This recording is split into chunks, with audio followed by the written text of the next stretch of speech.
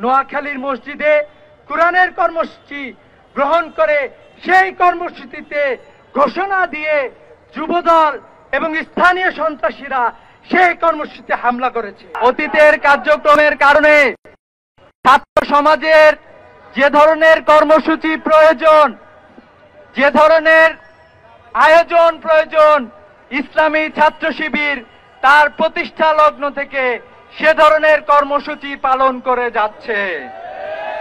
আপনারা দেখবেন ইসলামী ছাত্র শিবিরের কার্যক্রমকে বিশ্ববিদ্যালয় থেকে শুরু করে বাংলাদেশের সর্বোচ্চ বিশ্ববিদ্যালয়, সর্বোচ্চ বিদ্যাপীঠ, ঢাকা বিশ্ববিদ্যালয়, চট্টগ্রাম বিশ্ববিদ্যালয়, রাজশাহী বিশ্ববিদ্যালয়, জাহাঙ্গীরনগর বিশ্ববিদ্যালয় সহ বাংলাদেশের সকল বিশ্ববিদ্যালয়, স্কুল, কলেজ এবং গ্রামগঞ্জের শিক্ষার্থীরা স্বাগত জানিয়ে আমাদের কার্যক্রমকে গ্রহণ করেছে। আপনারা দেখবেন এরই ধারাবাহিকতায় বাংলাদেশের ছাত্র সমাজ ডাকসু থেকে শুরু করে এখন পর্যন্ত সংগঠিত প্রত্যেকটি ছাত্র সংসদ নির্বাচনে ইসলামী ছাত্র শিবিরকে বিপুল ভোটে বিজয়ী করেছে।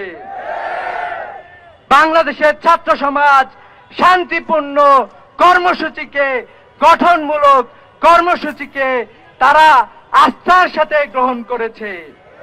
এজন্য আমরা দেখতে পেয়েছি ইসলামী ছাত্র শিবিরের কার্যক্রম গ্রাম থেকে গ্রামান্তরে, শহর থেকে লোকান্তরে, প্রত্যেকটা প্রান্তরে শিক্ষার্থীরা স্বতঃস্ফূর্তভাবে অংশগ্রহণ করেছে।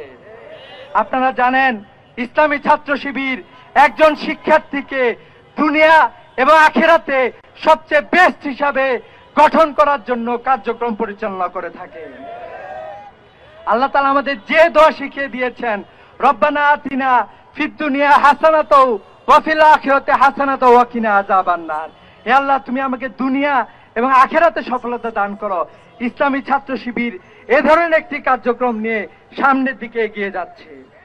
ইসলামী ছাত্র শিবির যেমন বাংলাদেশের সকল শিক্ষার্থীকে যারা এবছর এ প্লাস পেয়েছে তাদেরকে সংবর্ধনা দিয়েছে, একইভাবে যারা কোরআন পড়তে পারে না, যাদের কোরআনের জ্ঞান নেয়ার আগ্রহ আছে কিন্তু তারা সেই সুযোগটা পায় না, তাদের জন্য বাংলাদেশের প্রত্যন্ত অঞ্চল থেকে শুরু করে বিশ্ববিদ্যালয় পর্যন্ত আপনারা দেখবেন ইসলামী ছাত্র শিবির কোরআনের কর্মসূচি গ্রহণ করেছে। নোয়াখালীর মসজিদে কোরআনের কর্মসূচি গ্রহণ করে সেই কর্মসূচিতে ঘোষণা দিয়ে যুবদল এবং স্থানীয় সন্ত্রাসীরা সেই কর্মসূচিতে হামলা করেছে। অসংখ্য সাধারণ শিক্ষার্থী, সাধারণ মানুষকে সেখানে আহত করেছে। কিন্তু আমরা দেখতে পাই তারা আমাদেরকে প্রতিরোধ করতে চেয়েছিল, কিন্তু আমরা দেখেছি সাধারণ মানুষ, স্থানীয় জনগোষ্ঠীর প্রতিরোধের মুখে সন্ত্রাসীরা স্থান ত্যাগ করতে বাধ্য হয়েছে। আমরা দাবি জানাতে চাই, যে সকল সন্ত্রাসীরা কোরআনের উপরে আক্রমণ করতে চায়, কোরআনের কর্মসূচির উপরে আক্রমণ করতে চায়, তাদের বিরুদ্ধে অনতিবিলম্বে তাদেরকে গ্রেফতার করতে হবে। আপনারা জেনে থাকবেন ইসলামী ছাত্র শিবির সব সময় ইসলামের পক্ষে অবস্থান গ্রহণ করে এসেছে।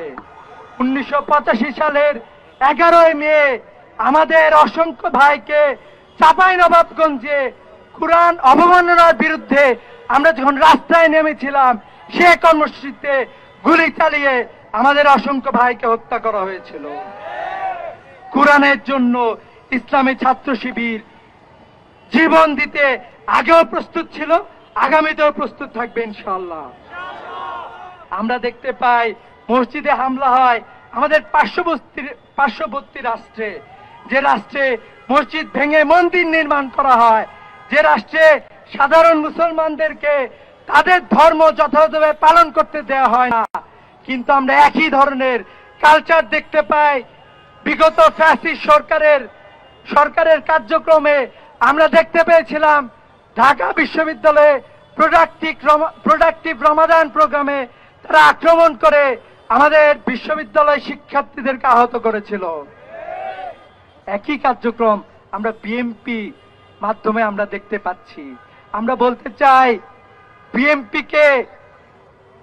বিএমপি শুভাকাঙ্ক্ষী, আপনাদের এই ধরনের অসুস্থ কার্যক্রম, মারামারি, খুনাখুনি, আপনাদের দলীয় কোন্দলে অসংখ্য মানুষ, বাংলাদেশে অসংখ্য সাধারণ শিক্ষার্থী থেকে শুরু করে সাধারণ মানুষ জীবন দিয়েছে। এ ধরনের কার্যক্রম আপনারা পরিহার করেন, এ ধরনের কার্যক্রম আপনারা পরিহার করেন। যারা বিএনপির নেতৃত্ব আছে তাদেরকে আহ্বান জানাতে চাই যে আপনারা এই ধরনের কার্যক্রম, যারা এই ধরনের কার্যক্রমের সাথে জড়িত, অনতিবিলম্বে তাদেরকে গ্রেফতার করে, তাদেরকে আপনার দল থেকে বহিষ্কার করে তাদেরকে আইন শৃঙ্খলা বাহিনীর হাতে তুলে দিন। বাংলাদেশে যে নতুন ধারার রাজনীতি শুরু হয়েছে, এই নতুন ধারার রাজনীতিকে আপনারা গ্রহণ করেন, কিন্তু আমরা দেখতেছি আপনারা সেই আগের ধারায় রয়েছেন। চাঁদাবাজি করতেছেন, ধর্ষণ করতেছেন, খুন করতেছেন, কোরআনের কর্মসূচিতে আপনারা আক্রমণ করতেছেন। এ ধরনের কার্যক্রম পরিহার করার জন্য আহ্বান জানাচ্ছি। অন্যথায় ইসলামী ছাত্র শিবির বাংলাদেশের মানুষের যে চেতনা তৈরি হয়েছে, বাংলাদেশের মানুষকে সাথে নিয়ে এ ধরনের সকল অপরাজনীতিকে আমরা বাংলাদেশ থেকে বিতাড়িত করব ইনশাআল্লাহ। সে আহ্বান জানিয়ে, এবং আমরা যারা মুসলিম প্রিয়, ইসলাম প্রিয় মানুষ আছি, আমরা যারা প্রকৃত মুসলমান আছি, যখনই কোরআনের উপরে, কোরআনের কর্মসূচির উপরে আক্রমণ শুরু হয়ে যাবে, আমাদেরকে কোরআন আরো বেশি বেশি করে ধারণ করতে হবে। ইসলামী ছাত্র শিবিরের কর্মীদেরকে আহ্বান করতে চাই, ওরা একটি দারসুল কোরআনে হামলা চালিয়ে বন্ধ করেছে, আমরা লক্ষ দারসুল কোরআন বাংলাদেশের গ্রাম থেকে গ্রামান্তরে ছড়িয়ে দেব, শহর থেকে গ্রামে ছড়িয়ে দেব। আমি শুধু ইসলামী ছাত্র শিবিরকে না, বাংলাদেশের প্রতিটা সাধারণ মানুষ এবং ইসলাম প্রেমী মানুষদেরকে এ কর্মসূচিতে সম্পৃক্ত হওয়ার জন্য আহ্বান জানাচ্ছি। আমরা বিশ্বাস করি এই কর্মসূচি কোনো সংগঠনের উপরে হামলা না, এটি ইসলামের উপরে হামলা। যারা হামলা করেছেন তারা এই হামলা থেকে ফিরে আসবেন। সেই সাথে আমরা যে আলটিমেটাম দিয়েছি, অনতিবিলম্বে তাদেরকে গ্রেফতার করেন। প্রশাসনকে আহ্বান জানাবো, অনতিবিলম্বে তাদেরকে গ্রেফতার করতে হবে। শুধু তাই না, বাংলাদেশ বিরোধী যে সকল ষড়যন্ত্র শুরু হয়েছে, আমরা দেখেছি বিমানবন্দরে আগুন ধরেছে, আমরা দেখেছি চট্টগ্রাম ইপিজেড আগুন ধরেছে, নারায়ণগঞ্জ আগুন ধরেছে, চট্টগ্রামে ইসলামী ব্যাংকের সামনে আগুন ধরেছে।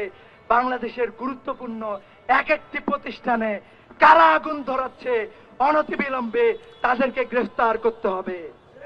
ডক্টর মোহাম্মদ ইউনূসকে আমরা হুঁশিয়ার উচ্চারণ করতে চাই, অনতিবিলম্বে এ সকল হামলার সুষ্ঠু তদন্ত সাপেক্ষে এগুলোর বিচার নিশ্চিত করার আহ্বান জানিয়ে আজকের কর্মসূচি শেষ করছি।